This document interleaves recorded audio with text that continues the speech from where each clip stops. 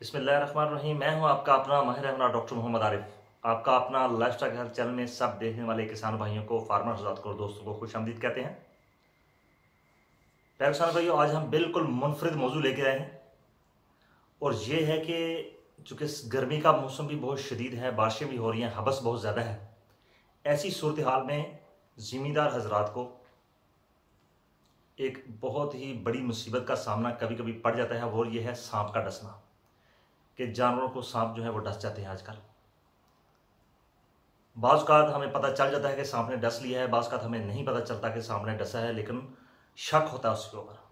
आज हम आपको बताएंगे कि कैसे पता चलेगा, वो कौन सी अलामत है जिससे हमें पता चल जाएगा कि जानवरों को सांप ने डस लिया है, उसकी एहतियाती तदाबीर क्या है और कौन से ऐसे काम हैं जो आपने करने हैं और कौन से ऐसे काम हैं जो आपने उस वक्त नहीं करने।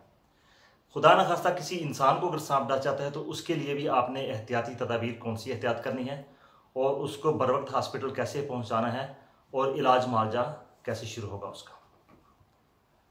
चूँकि बरसात का मौसम बहुत करीब आने वाला है, ऐसी सूरत हाल में जहाँ नदी नाले होते हैं या दरिया हैं, जब वहाँ पर सैलाब आता है तो पहाड़ी इलाके से जब पानी आता है तो साथ ही काफ़ी सारे जो सांप हैं वो भी बहकर आ जाते हैं। और वो वाले इलाके जहाँ पर दरिया के करीब या नालों के करीब चरागाहें होती हैं, तो वहाँ जब जानवर चरने जाते हैं या वहाँ पर फार्मर हज़ार जाते हैं या कोई और आम इंसान वहाँ पर जाता है, तो इस नागहानी जो मुसीबत है, आफत है, जो सांप के डसने की ये जो है वाक़या हो जाती है। और इस पे बहुत कम काम हुआ है, यानी इनके अगर हम अपने यंग डॉक्टर्स को भी देख लें तो उनको भी काफ़ी मुश्किलात का सामना करना पड़ता है कि आया कि इस जानवर को सांप ने डस लिया है या नहीं, क्योंकि जानवर तो मुझसे बता नहीं सकता, इंसान का तो पता चल जाता है। तो आइए हम अपने अगले स्टेप की तरफ चलते हैं कि हमें कैसे पता चलेगा कि जानवर को सांप ने डस लिया है या किसी इंसान को डस लिया है और उसकी अलामत क्या होंगी और उसका ट्रीटमेंट कैसे शुरू करना है। जी तो प्यारे किसान भाइयों, अभी हम जो है अगला प्रोसेस जो है वो शुरू करने लगे हैं। आपको बताएंगे कि सांप जो हैं ये जानवरों को कैसे और कहाँ से डसते हैं, इनकी अलामत क्या है, एहतियाती तदाबीर आपने क्या इख्तियार करनी हो, इलाज मुआवजा इनका कैसे शुरू होता है। इसमें चाहे इंसान हो या जानवर हो, तकरीबन दोनों को यकसा ही नुकसान पहुँचता है। अगला टॉपिक शुरू करने से पहले मैं आपको ये बताना चाहूँगा कि सांप जो हैं इनकी दो बड़ी किस्में हैं। एक वो हैं जो कि जहरीले हैं, बहुत ज़्यादा जहरीले हैं, और दूसरे वो हैं जो कि जहरीले नहीं हैं। अक्सर जो जानवरों को काटते हैं वो जहरीले नहीं होते, उसका पता भी नहीं चलता कि काट लिया है, लेकिन जो जहरीले सांप हैं उनका पता चल जाता है। और जो जहरीले सांप हैं इनकी फिर आगे दो बड़े ग्रुप हैं। एक को कहते हैं एल्पाइंस और दूसरे को विप्राइन। जो एल्पाइन है इनमें सबसे पहला जो सांप आता है जो कि बहुत ही जहरीला और अपने जहर में जो है वो रिच होता है, माना जाता है कि ये जहरीला तरीन है और ये हमारे इस एरिए में जो मशरक का एरिया है इसमें बहुत ज़्यादा है, ये है कोबरे सांप। इसके बाद है इसमें मांबा, बहुत ही जहरीला तरीन सांप है, हमारे एरिए में कम होता है लेकिन इल्म के लिए आपको बता रहा हूँ मैं। उसके बाद है कोरल सांप। ये जो समुद्री इलाके हैं या वो एरिएज जो कि दरिया समंदर के करीब हैं, वहाँ कोरल सांप जो है बहुत ज़्यादा होते हैं। ये रंग बिरंगा सांप होता है, जैसे कि आपको तस्वीर में नज़र आ रहा है। जो हमारा अगला ग्रुप है विप्राइन, इसमें रसल वाइपर है, बहुत ही जहरीला और ख़तरनाक सांप है। उसके बाद इसमें आता है पफ एडर, बहुत ही जहरीला है और इसमें भी चूँकि जानवर के नाक और मुंह से खून छूट जाता है। उसके बाद है पिट वाइपर, ये भी अपने जहरीलेपन में अपना आसानी नहीं रखता। इसके बाद आता है यूरोपियन एडर, चूँकि ये भी हमारे इलाके का नहीं है लेकिन इल्म के लिहाज से आपको बता रहा हूँ। प्यारे किसान भाइयों, बाज़ औक़ात हमें मालूम हो जाता है कि सांप ने काट लिया है। कैसे पता चलता है? एक तो सांप की मौजूदगी वहाँ पर होती है कि सांप वहाँ मौजूद होता है, और सांप के कांटे के जो मखसूस निशान होते हैं वहाँ से हमें आसानी से पता चल जाता है। क्योंकि जो सांप के कांटे के निशान होते हैं वो एक जोड़े की शक्ल में होते हैं, जैसे किसी ने पिन लगाई हुई है, एक पिन एक साइड पे, दूसरी पिन दूसरी साइड पे, इसको कहते हैं फैंग। फैंग के जो निशान होते हैं इससे पता चल जाता है। इसी तरह की सूरत हाल में जो तशखीस है वो मुश्किल नहीं होती कि बड़ी आसानी से पता चल जाता है कि निशान भी नज़र आ जाते हैं, सांप भी पता चल जाता है। लेकिन बाज़ औक़ात ऐसी सूरत हाल हो जाती है कि इसमें तशखीस बहुत मुश्किल हो जाती है। जैसे किसी जानवर को कोई मकड़ा वगैरह या मकड़ी काट ले, जानवर को जिस्म के किसी हिस्से में फ्रैक्चर हो जाए और वो फ्रैक्चर नज़र ना आए और एकदम वो लंगड़ा चलना शुरू हो जाए, ये जगह सूज जाए। बाज़ औक़ात एलर्जिक रिएक्शन हो जाता है, जैसे जानवर ने कोई जहरीली चीज़ बाहर खा ली या किसी जहरीले कीड़े ने काट लिया जानवर को, पूरे जिस्म पर जानवर के जो है स्वेलिंग शुरू हो गया, उस एरिए पे मखसूस स्वेलिंग शुरू हो जाएगी, मुंह से जो राले वगैरह बहाना शुरू कर दे, तो आजकल का सीज़न हो तो ये शक हो जाता है कि इसमें कहीं सांप वगैरह तो नहीं डस लिया। सांप के दांतों के जो निशानात होते हैं जिन्हें फैंग मार्क्स कहते हैं, जहां पर वो काटते हैं उस जगह पे जिल्द का रंग जो है वो बदल जाता है, जिल्द काली हो जाती है और काले रंग का खून की तरह का जो मवाद है उन दांतों से बाहर निकलना शुरू हो जाता है जहां पर उसने दांत गाढ़े होते हैं। और बाज़ औक़ात सिर्फ कांटे के निशान जो है वो मौजूद होते हैं जहां से हमें अंदाज़ा होता है कि सांप ने काट लिया है। इसके अलावा चूँकि मुख्तलिफ सांपों में मुख्तलिफ किस्म का जहर होता है और हर जहर जो है वो अपनी अलग अलग अलामात जो है वो बताता है। आज की वीडियो चूँकि हमारी यंग डॉक्टर्स के लिए भी है और फार्मर हजरात के लिए भी है, कुछ अल्फाज इसमें ऐसे आ जाएंगे कि आपने थोड़ा सा उनको परेशान नहीं होना सुन के, लेकिन आपकी रहनुमाई के लिए हैं।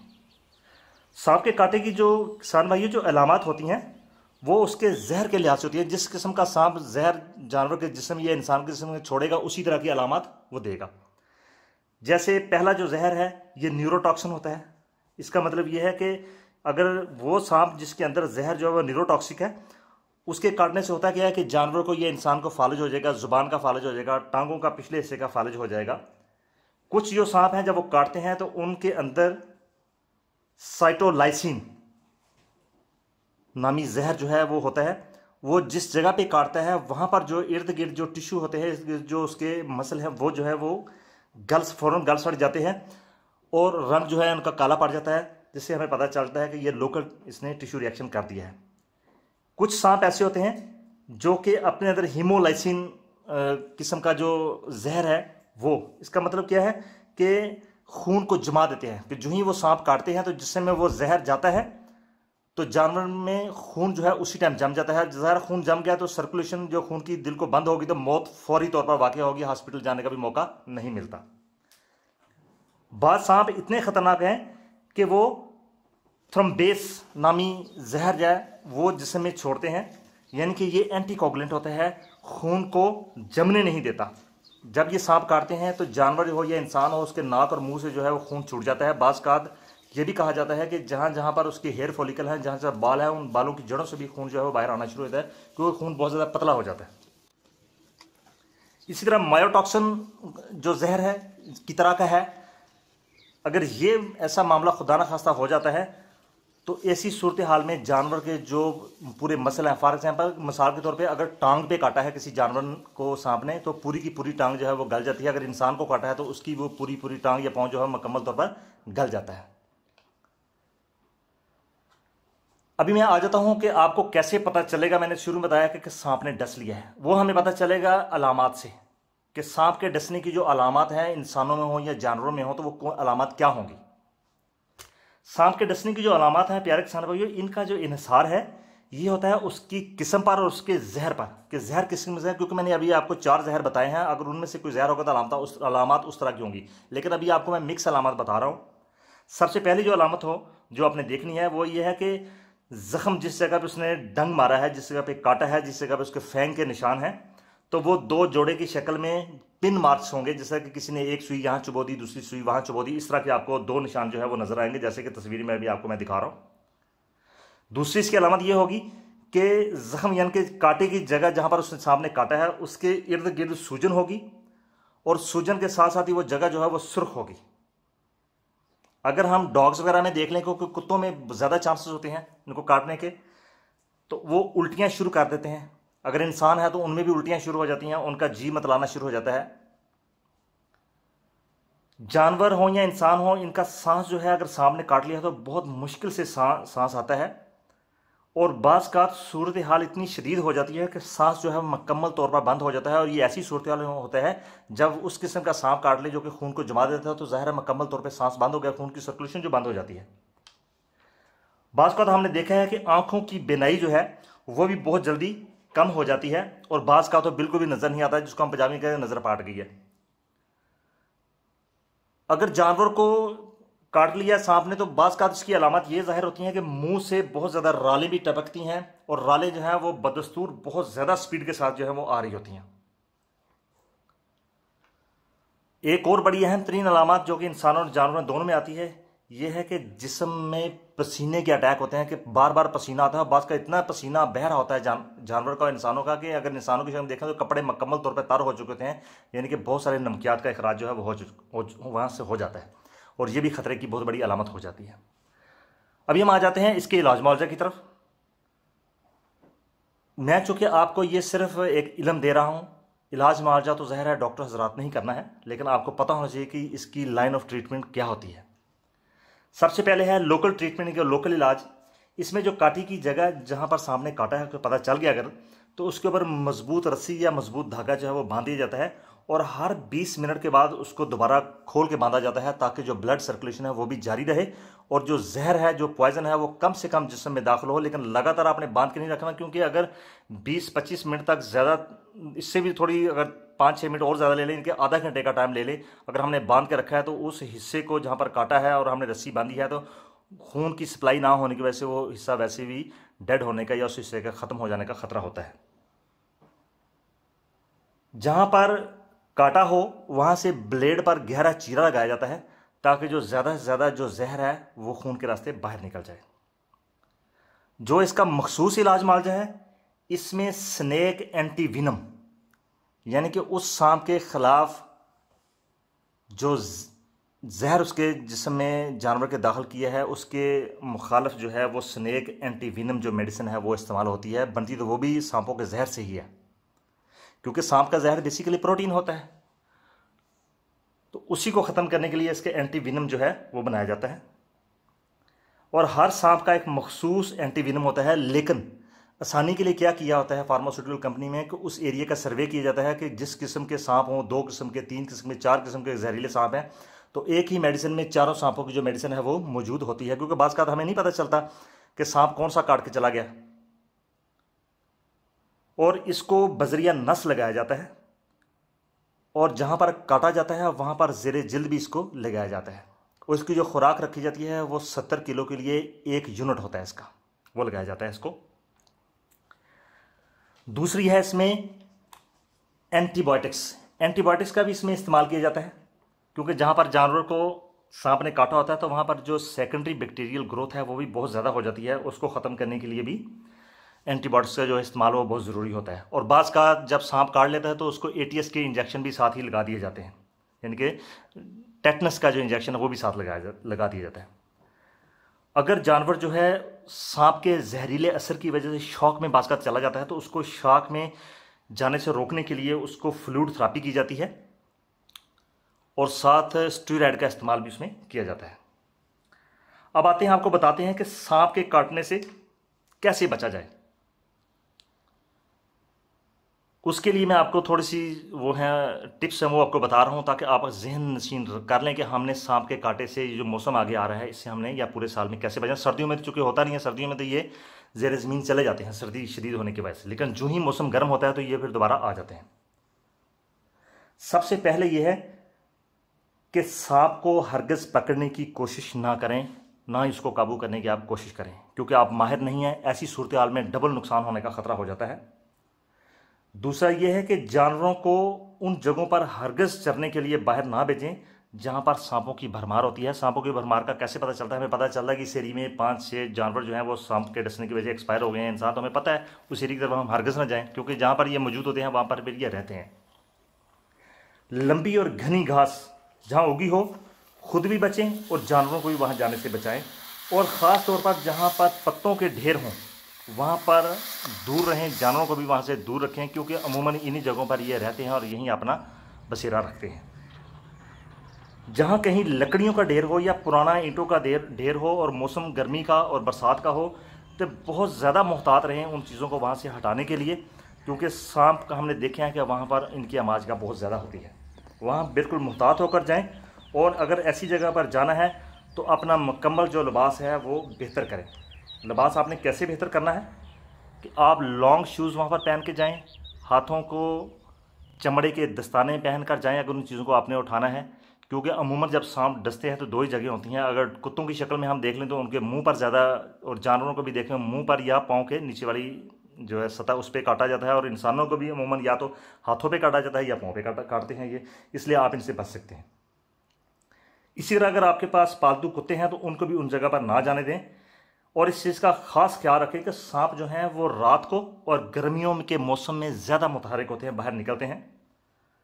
फार्मर हजरात और डॉक्टर हजरात उन इलाकों में जाने से पहले लंबे बूट और ख़ास तौर पर जीन्स की जो पैंट है अगर हो सके तो उसका इस्तेमाल जो है यकीनी बनाएं।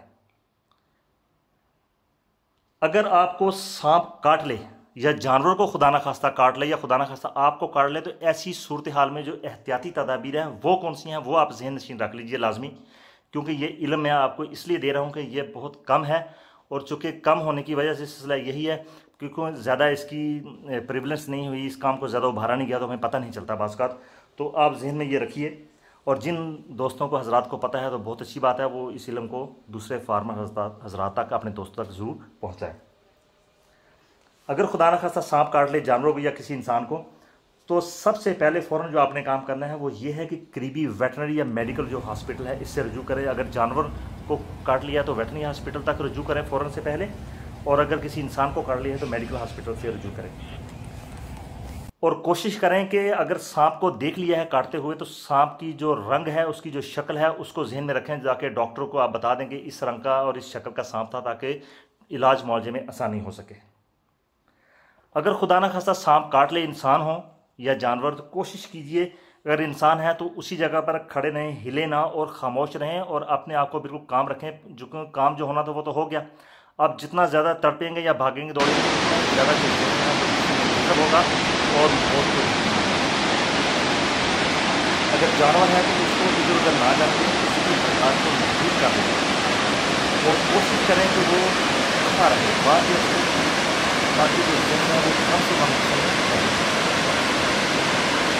अपने किसी जानने वाले को या जानवर के मालिक को थोड़ी तौर पर आगाह करें, ताकि लोग काबू भी काफी सामने जाना बता दें। लेकिन एक मैं आपको और बातें कर दूँ कि सांप को काटने के लिए ज़्यादातर अनुवाद सामन होते हैं, वो इस तरह होते हैं कि जब किसी इंसान को सांप को काटने से हॉस्पिटल तक जब उसको लेके जाते हैं तो अक्सरियत की जो मौत है वो रास्ते में हो जाती है, और यही समझा जाता है कि सांप बहुत जहरीला था। हालांकि जब सांप काटता है तो उस वक्त मैंने आपको पहले बताया कि उसको वॉमिटिंग शुरू होती है, उसको उल्टियाँ शुरू हो जाती हैं और सांस की रुकावट भी आ जाती है। तो चूंकि वो पीठ के बाल उसको लिटाया होता है एम्बुलेंस में, ऐसी सूरत हाल में जब वो वॉमिटिंग करता है तो वही वॉमिटिंग उसके फेफड़ों में चले जाती है, और सांस ना आने की, सांस पहले ही चूंकि मुश्किल से आ रहा होता है, और बाज़ का जो ज़ुबान है उसको भी फालिज हुआ होता है और इंसान की मौत हो जाती है। एक बात आप हमेशा याद रखिए, जब भी कभी किसी इंसान के साथ ये वाला मामला हो तो उसको आपने स्ट्रेचर पर जब लिटाना है तो लेफ्ट साइड पर, उल्टी साइड पर उसको, उसका जो उसकी जो साइड है वो आपने चेंज करके उल्टी साइड पर रखनी है, उसको सीधा नहीं लिटाना उसको, ताकि जब भी उसको वॉमिट वगैरह हो तो वो नीचे उसका मुंह होगा वहीं से जाए, दोबारा सांस की नाली में ना चला जाए। ऐसी सूरत हाल में फेफड़ों पर भी बोझ जो है, प्रेशर जो कम होता है और सांस जो है वो जारी रहता है। अगर अस्पताल जाना मुमकिन ना हो तो इब्तदाई तिब्बी इमदाद जो है वो फ़ौरन से पहले इंसान हो या जानवर उनको आप देना शुरू कर दें। अगर आप खुद हैं तो फ़ौरन ज़मीन पर लेट जाएं और काटी की जगह जहाँ पर सांप ने काटा है तो वो जगह जो है वो नीची कर लें, अपना जो दिल वाली सतह है वो ऊपर कर लें, ताकि खून की सप्लाई जो है वो दिल को कम से कम जाए। दूसरे लफ्ज़ों में कहने का मतलब ये है कि जो जहर है वो कम से कम जिस्म में फैले, ताकि जल्दी से जो मेडिकल की जो फैसिलिटी है वो आपको मिल जाए। जहाँ पर सांप ने काटा है उस जगह को पानी और साबुन से अच्छी तरह से धोएं। काटी की जगह जहाँ पर सांप ने काटा है उस जगह को आपने खुश्क पट्टी से ढांप देना है। एक बात आप याद रखिए हमेशा, वो ये है कि कभी कब ऐसा होता है कि सांप ने काट लिया और फ़ौरन से पहले कोई दूसरा बंदा जो है मुंह से उस जगह को चूस चूस कर वो जहर बाहर फेंक रहा है, जो कि बिल्कुल गलत हरकत है। ऐसे गलत है ये वाली चीज़ कि खुदा न खास्ता चूसने वाला जो है अगर उसके दांतों में कहीं ज़ख्म है, उसके मुंह में कहीं ज़ख्म है या वो निगल लेता है, ऐसी सूरत हाल में वो भी इसका विक्टिम बन जाएगा, उसके भी मरने के चांस बहुत ज़्यादा हो जाते हैं। बाज़ कात कहीं काला पत्थर लगाया जाता है, ये जहर को चूसता है, कहीं किसी जगह पर वो पट्टियाँ ज़ोर से बांध देते हैं। ऐसी हरकत आपने बिल्कुल भी नहीं करनी, ना होने देनी है। ऐसा फ़ौरन से पहले आपने जो मेडिकल एडवाइस है उसको आपने लेना है। और दूसरी अहम बात आपको मैं ये बता दूं कि अगर सांप ने किसी जानवर या इंसान को काट लिया है तो अलामात के ज़ाहिर होने का इंतज़ार ना कीजिएगा कि मैंने आपको बताया कि ये अलामत हैं, क्योंकि बाज़ का जो अलामत हैं वो 2 घंटे के बाद 3 घंटे के बाद शुरू होती हैं। ऐसी सूरत में हो सकता है वो बंदा अकेला हो तो मौत के मुंह में चले जाए। जो ही सांप ने काटा है, कोई अलामत ज़ाहिर हो या ना हो, फ़ौरन से पहले डॉक्टर तक आप पहुँचें ताकि आपको मेडिकल की जो फैसिलिटी है वो मिल सके। हमेशा रस्सी या मजबूत धागे से बांधना ज़रूरी नहीं होता, इसका भी आप ख्याल कीजिए। ये सिर्फ मुनहसर होगा उस सूरत हाल में कि वो वाले सांप काट लें कि जिनका ख़तरा यह है कि वो पूरी की पूरी टांग जो है वो ज़ाया होने का ख़तरा होता है। वो जिन एरिया में लोग रहते हैं उनको अंदाज़ा होगा कि वहाँ पर किस तरह के सांप मौजूद हैं। ज़ख्म को गर्म पानी या बर्फ़ वाले पानी में हरगिज़ ना डुबोएं, क्योंकि इस तरह उनको डुबोने से जो जहर की जो सूरत हाल है वो बहुत ज़्यादा ख़राब हो जाती है और जो मरने के चांसेस हैं जानवरों के या इंसानों के वो ज़्यादा बढ़ जाते हैं। प्यारे किसान भाइयों, ये मालूमात मैंने आपको सिर्फ इसलिए दी हैं ताकि ये मालूमात आप ख़ुद भी इन पर अमल करें और जो आपके दूसरे साथी हैं उनको भी आप इस पैगाम को शेयर कीजिए। आपको ये मालूमात अच्छी लगे, आपको इससे फ़ायदा पहुँचे, तो प्लीज़ यही रिक्वेस्ट है कि इसको आप दूसरे फार्मर हजरात तक ज़रूर शेयर कीजिए। चाहे वाया मोबाइल शेयर कर दीजिए, चाहे तो मुँह ज़ुबानी हम अपने कहते हैं कि इसको बाई औरल मुँह ज़ुबानी इसको शेयर कर दें, भी कर ज़रूर दें शेयर, ताकि किसी की ज़िंदगी जो है वो बच सके। जिसने एक इंसान की ज़िंदगी बचाई उसने पूरी इंसानियत की ज़िंदगी बचाई। नए आने वाले साथी हमारे लाइवस्टॉक हेल्थ चैनल को सब्सक्राइब करना ना भूलिए। बेल आइकन को ज़रूर प्रेस कर लीजिए ताकि आने वाली नई वीडियो की नोटिफिकेशन आपको मिल सके।